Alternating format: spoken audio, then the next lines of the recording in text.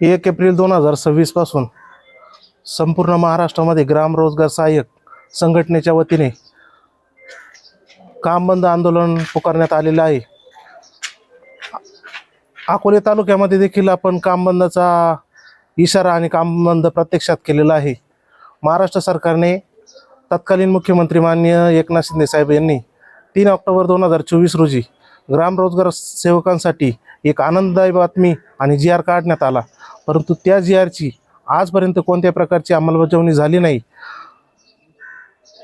1 April 2026 पासून कामासंदर्भामध्ये प्रत्येक कामाची NMS द्वारे हजेरी घेण्यात येऊन ती हजेरी 2 टाईम घेण्यात येणार आहे।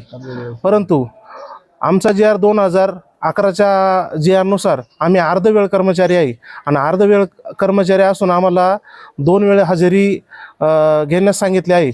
जर आम्ही अर्धवेळ कर्मचारी तर 2 वेळची हजेरी आम्ही का घ्यायची?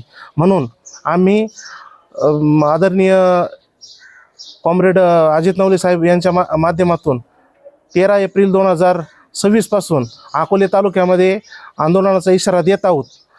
याची सरकारने दक्षता घ्यावी। धन्यवाद।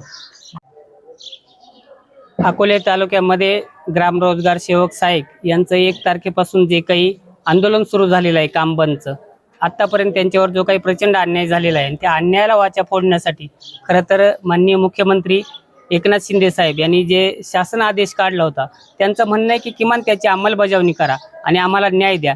त्यासाठी 1 तारखेपासून खरं तर काम बंद आंदोलन सुरू झालेलं आहे। शासनाने त्याची अंमलबजावणी जर नाही केली तर अकोले तालुक्यात सोमवारपासून एक उग्र आंदोलन सुरू होणार आहे आणि त्याचं पहिलं स्वरूप एक बैठक सत्याग्रहाच्या माध्यमातून सर्व ग्राम रोजगार सेवक पंचायत समितीसमोर मंडप टाकून बैठक सत्याग्रह सुरू करणार आहेत। शासनाने त्याची वेळीच दखल घ्यावी आणि या ग्राम रोजगार सेवकांना न्याय द्यावा ही आम्ही किसान सभेच्या वतीनं या ठिकाणी पाठिंबा म्हणून मागणी करतो आहोत।